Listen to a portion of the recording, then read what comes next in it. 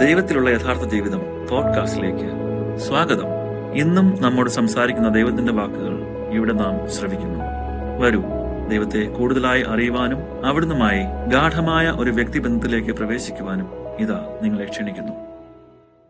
Episode 66. 5/4/1988. ദൈവത്തിന് മഹത്വമുണ്ടാകട്ടെ. നീ യേശുവിനോടൊപ്പം പ്രവർത്തിക്കുമോ? ഊവ്, പരിശുദ്ധ മറിയമേ, എൻ്റെ വിശ്വാസവും പ്രത്യാശയും സ്നേഹവും വർദ്ധിപ്പിച്ചുകൊണ്ട് യേശുവിനെ അനുസരിക്കുവാൻ എന്നെ പഠിപ്പിക്കണമേ. ഞാൻ നിനക്ക് വേണ്ടി പ്രാർത്ഥിക്കാം. കുഞ്ഞെ, അനുസരിക്കുവാൻ പരിശ്രമിക്കുക. നിനക്ക് എൻ്റെ സമാധാനമുണ്ടാകട്ടെ. ജ്ഞാനം നിന്നെ പഠിപ്പിക്കും. സർവവും അവിടുത്തെ കരങ്ങളിൽ സമർപ്പിക്കുക. അവിടുന്ന് നിന്നെ നിരാശപ്പെടുത്തുകയില്ല. ഇതാ, യേശു ഇവിടെയുണ്ട്. യേശു എൻ്റെ വലത്തുവശത്ത് നിൽക്കുകയായിരുന്നു.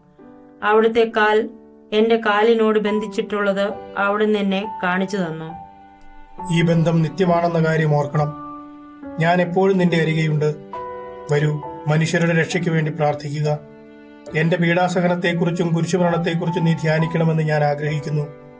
ഏപ്രിൽ മാസം ഈ ആഴ്ചയിലായിരുന്നു ഞാൻ ക്രൂശിക്കപ്പെട്ടത്. ഇക്കാര്യത്തിൽ ഒരിക്കലും സംശയിക്കരുത്. എന്റെ മീറയെ, എന്റെ സഭയെ അലങ്കരിക്കുക. ഞാൻ നിനക്ക് നൽകിയിട്ടുള്ള കൃപാദാനം ആരും നിന്നിൽ നിന്ന് എടുത്തു കളയാതിരിക്കട്ടെ. നിന്റെ വിളക്കിൽ എണ്ണയില്ലാതിരിക്കുവാൻ ഒരിക്കലും ഞാൻ ഇടവരുത്തുകയില്ല. ഞാൻ എപ്പോഴും നിന്റെ വിളക്കിൽ എണ്ണ നിറയ്ക്കുന്നതാണ്. സഭയ്ക്ക് നിന്നെ അത്യാവശ്യമുണ്ട്. എന്റെ ഭവനമായ സഭ ഇപ്പോൾ നാശാവസ്ഥയിലാണ്. വസൂല, എന്റെ ഈ പുരാതന അടിത്തറയായ സഭയുടെ ഭിത്തികൾ പുതുക്കിപ്പണിതുകൊണ്ട് നീ അത് പുനർനിർമ്മിക്കണം. അതിന്റെ അതിവിശുദ്ധ സ്ഥലം നവീകരിക്കണം. ഞാൻ കർത്താവാണ്. എന്റെ ശക്തിയാൽ നീ ഈ പുരാതന നാശാവശിഷ്ടങ്ങളിൽ നിന്ന് എന്റെ പഴയ അടിസ്ഥാനം പണിതുയർത്തി അലങ്കരിക്കും. അതിന്റെ ഭിത്തികൾ പുതുക്കിപ്പണിയുക. മൃതരായി കഴിഞ്ഞുകൂടുന്ന എല്ലാവരെയും ഞാൻ ജീവനിലേക്ക് തിരികെ വിളിക്കും. ആ മൃതരെ ഞാൻ വിളിച്ചുണർത്തും. അവരെ ജീവനിലേക്ക് മടക്കിക്കൊണ്ടുവരും. ഇതായിരിക്കും മഹത്തായ മടങ്ങിവരവ്, ജീവനിലേക്കുള്ള മഹത്തായ തിരിച്ചുവരവ്. എന്തെന്നാൽ എന്റെ തേജസ്സുള്ള മഞ്ഞ് സൃഷ്ടികളായി നിങ്ങളെ അലങ്കരിക്കും. ഞാൻ എന്റെ രാജ്യം വിസ്തൃതമാക്കും. സ്വർഗം മുഴുവനും ആനന്ദിക്കുകയും ചെയ്യും. എന്റെ പൂന്തോട്ടമായ സഭയെ നിങ്ങൾ അവഗണിച്ചു. എന്നാൽ അതിന്റെ സംരക്ഷകനായ കർത്താവായ ഞാൻ നിങ്ങളെ അനന്തമായി സ്നേഹിക്കുന്നതിനാൽ പൂന്തോട്ടത്തിൽ അവശേഷിച്ചിരിക്കുന്ന ഏതാനും പുഷ്പങ്ങളെ മുള്ളുകളും ഞെരിഞ്ഞിലുകളും ഞെരുക്കി നശിപ്പിക്കുന്നത് കണ്ട് സഹിക്കുകയില്ല. എന്റെ പൂച്ചെടികളെ പരിപാലിച്ച് അവയെ പുഷ്പിക്കുവാൻ സഹായിക്കുന്നതിനും എന്റെ തോട്ടത്തെ മൂടി പിടിപ്പിക്കുന്നതിനും വേണ്ടി തോട്ടത്തിലുള്ള മുള്ളുകളും ഞെരിഞ്ഞിലുകളും പിഴുതുകളഞ്ഞ് തോട്ടം വൃത്തിയാക്കുവാനുള്ള സമയം വന്നെത്തിയിരിക്കുന്നു. നീതി വിജയം വരിക്കും. എന്നോട് സമാധാനം സ്ഥാപിക്കുവാൻ കർത്താവായ ഞാൻ അവരെ ഇടയാക്കും. ആത്മാർത്ഥതയുള്ളവർ പശ്ചാത്തപിച്ചുകൊണ്ട് എന്റെ അടുക്കിലേക്ക് മടങ്ങിവരും. എന്നെ അന്വേഷിക്കുന്നവരും സത്യസന്ധമായ എന്റെ മാർഗങ്ങൾ അറിയുവാൻ തീക്ഷ്ണമായി ആഗ്രഹിക്കുന്നവരും വരിക. എന്റെ കുരിശിൽ നിന്നുള്ള എന്റെ നിലവിളി നിങ്ങൾ കേൾക്കും. എനിക്ക് വേണ്ടത് സ്നേഹം, സ്നേഹം, സ്നേഹം മാത്രമാണ്. സൃഷ്ടികളെ, നിങ്ങളുടെ ഹൃദയങ്ങൾ തുറക്കുക. ഞാൻ നിങ്ങളെ സൗഖ്യമാക്കി സമാശ്വസിപ്പിക്കാം. പത്രോസേ, എല്ലാ ജനങ്ങളെയും ഒന്നിച്ചു കൂട്ടുക. എന്റെ തിരുഹൃദയത്തിലേക്ക് അവരെ ആകർഷിക്കുക. എന്റെ കുരിശിൽ നിന്നാണ് ഞാൻ വിളിക്കുന്നത്. പത്രോസേ, എന്റെ എല്ലാ ആടുകൾക്കും തീറ്റ കൊടുക്കുക. പത്രോസേ, ഞാൻ നിന്നോട് വീണ്ടും ചോദിക്കുന്നു, ഇവരെക്കാൾ അധികമായി നീ എന്നെ സ്നേഹിക്കുന്നുവോ? ഇവരെക്കാൾ അധികമായി നീ എന്നെ സ്നേഹിക്കുന്നെങ്കിൽ നിന്നെ തെറ്റിദ്ധരിപ്പിക്കുവാൻ കായന്മാരെ അനുവദിക്കരുത്. അചഞ്ചലമായി നിലകൊള്ളുക. തങ്ങൾക്കിഷ്ടമുള്ള വിധം ഓരോ വിശ്വാസിയോടും ഇടപെടുന്നതിനു വേണ്ടി, തങ്ങൾക്ക് ശരിയെന്ന് തോന്നുന്ന നിയമങ്ങൾ അംഗീകരിപ്പിക്കുന്നതിനു വേണ്ടി അവർ നിന്നോട് അപേക്ഷിക്കും. ഈ നിയമങ്ങളെല്ലാം മനുഷ്യരിൽ നിന്ന് വരുന്നതാണ്. അവരുടെ വാക്കുകൾക്ക് വഴങ്ങരുത്. കർത്താവായ ഞാൻ എങ്ങനെയുള്ളവനാണെന്ന് ഓർക്കണം. ഞാൻ ശാന്തശീലനും വിനീത ഹൃദയനുമാണ്. എന്റെ പ്രതിബിംബമായി തീരുക. ഞാൻ അവരുടെ പക്കലേക്ക് വരണമെന്ന് അവർ അതിയായി ആഗ്രഹിക്കുന്നുണ്ടെങ്കിൽ എന്തുകൊണ്ടാണ് അവർ എന്റെ സ്വരം ശ്രവിക്കാത്തത്? ഞാൻ അവരുടെ വാതിലിൽ മുട്ടിക്കൊണ്ടിരിക്കുന്നു. എന്തുകൊണ്ടാണ് അവർ എന്റെ വിളി കേൾക്കുവാൻ വിസമ്മതിക്കുന്നത്? അവർ എന്നെ തീക്ഷ്ണമായി ആഗ്രഹിക്കുകയും എന്നാൽ എന്നെ കേൾക്കുവാൻ വിസമ്മതിക്കുകയും ചെയ്യുന്നെങ്കിൽ അതിന് കാരണം അവരുടെ വിശ്വാസരാഹിത്യം വളർന്ന് ചെളിക്കട്ട പോലെയായി തീർന്നതുകൊണ്ടാണ്. അവരുടെ ഹൃദയങ്ങൾ എനിക്ക് തുറന്നു തരുന്നത് കാത്തിരുന്നുകൊണ്ട് ഞാനിതാ ഇവിടെയുണ്ട്. എന്നാൽ അവർ എന്നെ തള്ളിമാറ്റിക്കൊണ്ട് എന്നെ പീഡിപ്പിച്ചുകൊണ്ടിരിക്കുന്നു. നിങ്ങളുടെ കണ്ണുകൾ ഉയർത്തി നോക്കുക. നിങ്ങളുടെ രക്ഷകനായ എന്നെ നിങ്ങൾ കാണും. എന്നെ തിരിച്ചറിയുക. എന്റെ ദൈവിക പ്രവൃത്തികളെ ചവിട്ടി മെതിക്കരുത്. എന്റെ മക്കൾക്ക് നിങ്ങൾ സമാധാനം കൊടുക്കാത്തതിനാൽ അവരാരും നിങ്ങളെയോ നിങ്ങളുടെ പാരമ്പര്യങ്ങളെയോ പിന്തുടരുന്നില്ല. അവർക്കെന്റെ സമാധാനം കൊടുക്കുക. എന്നെ തങ്ങളിലൂടെ വെളിപ്പെടുത്തുവാൻ വേണ്ടി ഞാൻ ഉപയോഗിക്കുന്ന ദുർബലരായ ഉപകരണങ്ങളെ കണ്ട് ആശ്ചര്യപ്പെടേണ്ട. ഞാൻ ദൈവമാണ്, എനിക്കിഷ്ടമുള്ളവരെ ഞാൻ തിരഞ്ഞെടുക്കും. മകളെ, എന്നിൽ ആശ്രയിക്കുക, എന്നിൽ വിശ്വാസമർപ്പിക്കുക. നമുക്ക് അതേ കർത്താവേ. വരൂ. 7/4/1988. യേശുവേ, ഞാനാണ്.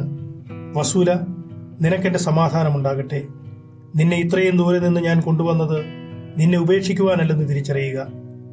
ഞാൻ നിങ്ങൾ എല്ലാവരെയും സ്നേഹിക്കുന്നു. കർത്താവായ ഞാൻ മനുഷ്യരെ സ്നേഹിക്കുന്നത് അവരെ സൗഖ്യപ്പെടുത്തി രക്ഷിക്കുവാനാണ്. അല്ലയോ ദേഹി. ഈ സന്ദേശം വായിക്കുന്ന ഓരോ വ്യക്തിയോടും യേശു പറയുകയാണ്, പ്രിയപ്പെട്ട ദേഹി, നിന്റെ രക്ഷകനായ ഞാൻ നിന്റെ അടുക്കൽ വന്നത് നിന്നെ സൗഖ്യമാക്കുവാനാണ്. കർത്താവായ ഞാനാണ് നിന്റെ വാതിൽക്കൽ വന്ന് മുട്ടിക്കൊണ്ടിരിക്കുന്നത്. അല്ലയോ പ്രിയപ്പെട്ട ദേഹി, ഞാൻ നിന്നെ എന്റെ അടുക്കൽ എത്തിച്ചിരിക്കുന്നു. വരൂ, ഞാൻ നിന്നെ പോഷിപ്പിച്ചുകൊണ്ടിരിക്കുന്നു.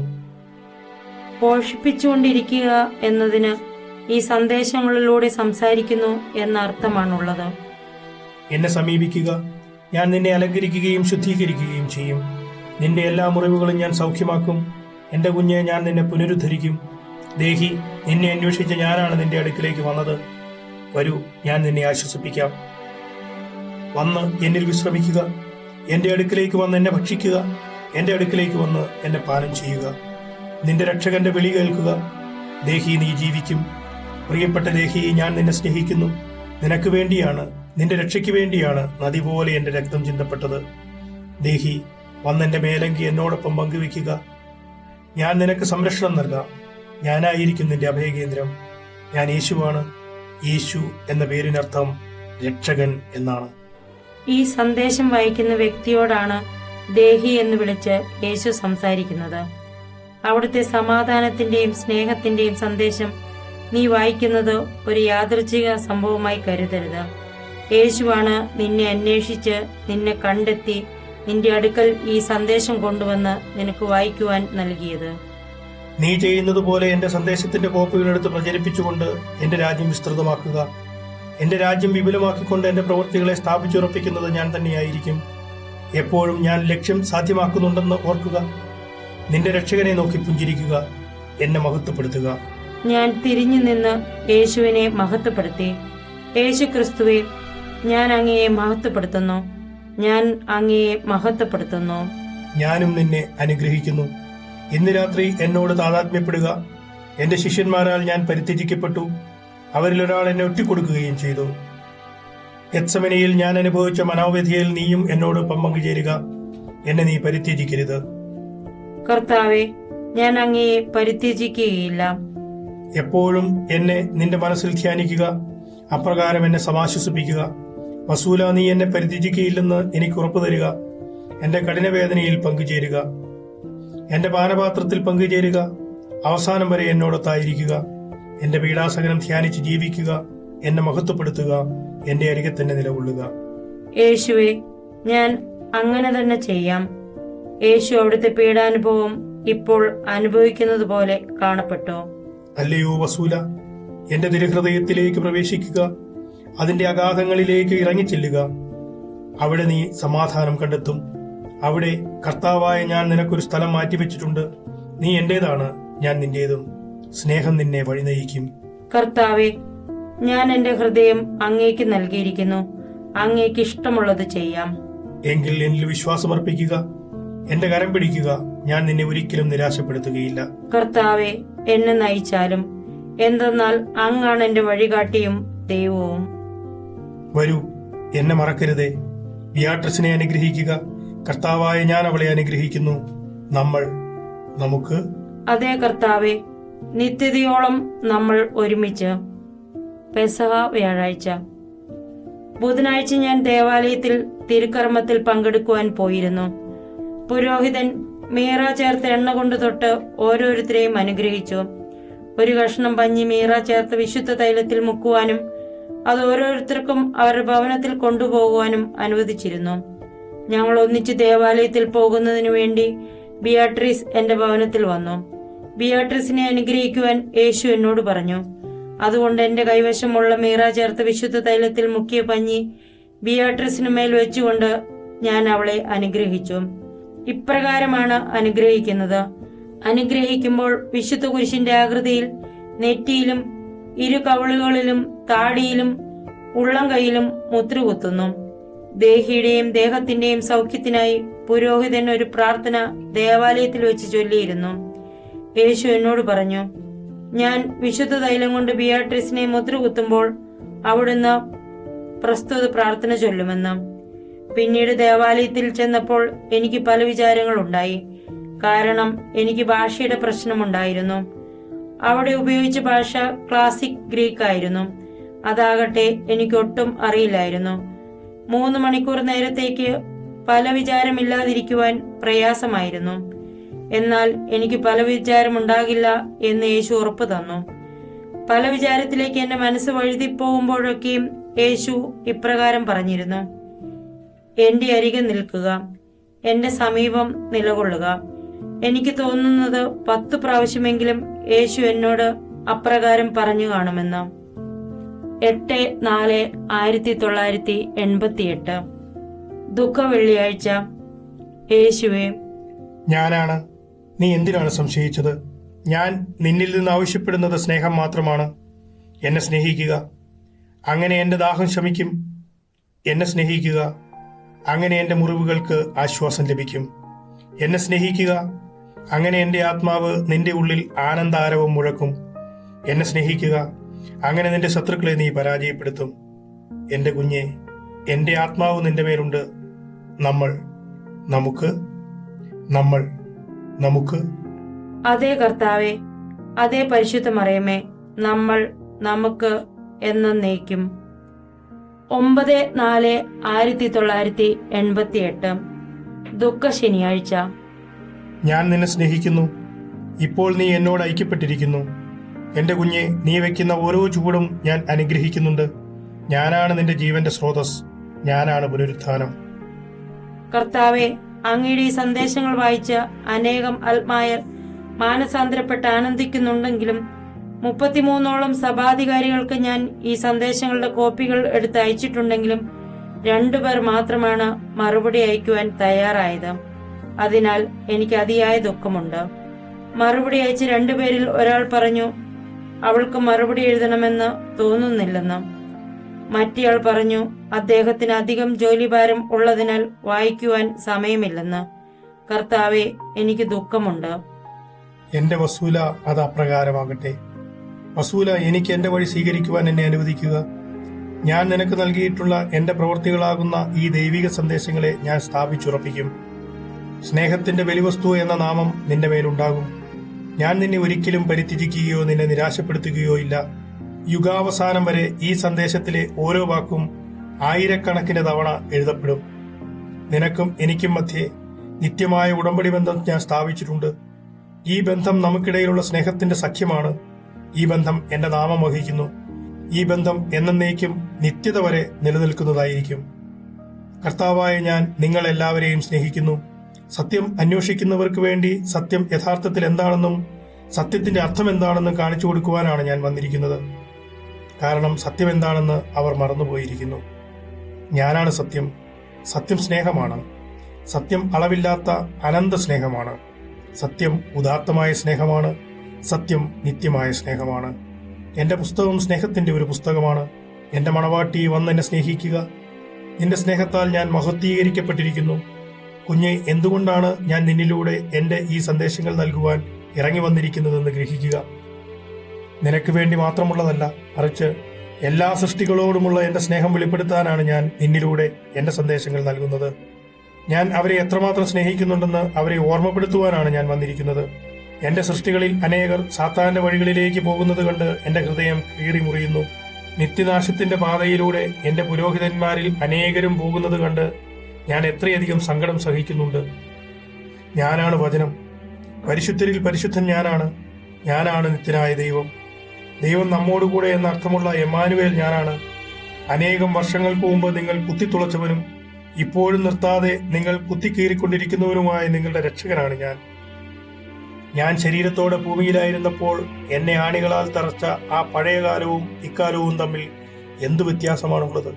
നിങ്ങളുടെ അസഹിഷ്ണുതയാലും അഹങ്കാരത്താലും വിശ്വാസത്യാഗത്താലും എന്നെ ശ്രവിക്കുവാൻ തയ്യാറാകാത്ത നിങ്ങളുടെ ഹൃദയകാഠിന്യ നിമിത്തവും ഞാൻ നിരന്തരം കുത്തിക്കീറപ്പെട്ടുകൊണ്ടിരിക്കുകയാണ്. ഞാൻ നൽകുന്ന എൻ്റെ അടയാളങ്ങളുടെ നേർക്കും എൻ്റെ അത്ഭുത പ്രവർത്തനങ്ങൾക്ക് നേർക്കും എൻ്റെ ദൈവിക പ്രവൃത്തികളുടെ നേർക്കും നിങ്ങൾ പുലർത്തുന്ന താല്പര്യമില്ലായ്മ നിങ്ങൾ അവസാനിപ്പിക്കാതെ നിങ്ങൾ എനിക്കെതിരെ തിരിയുന്നു. ഇന്നലത്തെ പോലെ തന്നെ നിങ്ങൾ ഇന്നും എന്നെ പരിഹസിച്ചുകൊണ്ടിരിക്കുകയാണ്. ലക്ഷക്കണക്കിന് മനുഷ്യരുടെ നിത്യരക്ഷയുടെ ചുമതല ഞാൻ ഫലമേൽപ്പിച്ച നിങ്ങളാൽ തന്നെ ഞാൻ പരിഹസിക്കപ്പെടുന്നു. നിങ്ങൾ എന്നെ വീണ്ടും വീണ്ടും ക്രൂശിച്ചുകൊണ്ടിരിക്കുകയാണ്. നിങ്ങളുടെ താല്പര്യമില്ലായ്മ മൂലം നിങ്ങൾ എന്നെ മരത്തോട് ചേർത്ത് വീണ്ടും വീണ്ടും ആണിയടിച്ചുകൊണ്ടിരിക്കുന്നു. ഫലം നൽകാത്ത വന്ധ്യമായി കിടക്കുന്ന ഹൃദയമുള്ളവരെ, കരിങ്കല്ല് പോലെ ഹൃദയത്തെ കഠിനമാക്കിയവരെ, എപ്പോഴെങ്കിലും നിങ്ങളുടെ ഹൃദയത്തെ സ്പർശിച്ച് മൃദുലമാക്കി അതിനെ തുറക്കാൻ എന്നെ അനുവദിക്കുമോ? എന്നെ കുത്തിക്കീറുന്നത് നിങ്ങൾക്ക് ഒരു ദിവസം അവസാനിപ്പിക്കാമോ? സ്നേഹത്തിനു വേണ്ടിയുള്ള ദാഹത്താൽ എന്റെ തൊണ്ട എഴുതാൻ ഉപയോഗിച്ചിരുന്ന താളചർമ്മത്തേക്കാൾ വരണ്ടുണങ്ങിയിരിക്കുന്നു. നിങ്ങളുടെ അധരങ്ങളിൽ നിന്ന് എന്റെ ബലിപീഠത്തിലേക്ക് നിങ്ങൾ വ്യർത്ഥവാക്കുകൾ ഒഴുക്കുന്നത് കണ്ട് എന്റെ കണ്ണുകൾ തളർന്നിരിക്കുന്നു. നിങ്ങൾ നിങ്ങളുടെ പ്രാർത്ഥനകൾ എനിക്ക് സമർപ്പിക്കുന്നു. അവ എന്റെ സന്നിധിയിൽ എത്തുന്നതിനു മുമ്പ് തന്നെ അന്തരീക്ഷത്തിൽ മഞ്ഞുപോലെ ആവിയായി പോകുന്നു. ഞാൻ നിങ്ങളിൽ നിന്ന് എന്റെ മുഖം തിരിക്കുന്നു.